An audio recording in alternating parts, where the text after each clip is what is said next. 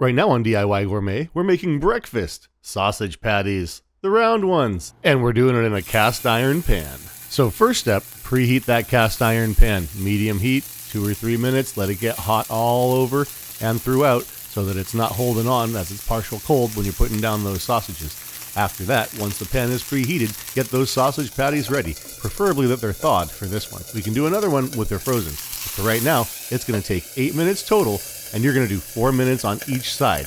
Now, you're going to put a cover on it so that it helps it cook evenly all throughout and doesn't get too crispy, unless, of course, you like it extra crispy, then you can take the lid off a little earlier. Now, another very important step is to make sure you put a tablespoon or 2 of water, especially in a cast iron pan. It will tend to turn to char faster if you don't, but that's up to you and how you like to have the caramelization, also known as the Maillard effect, on your sausage patties. Once they are done, turn the heat up, put a cover on for a minute, let them rest, and then serve as you please. Do it yourself gourmet, folks. Thank you for watching. Please like, subscribe, and we'll see you next time.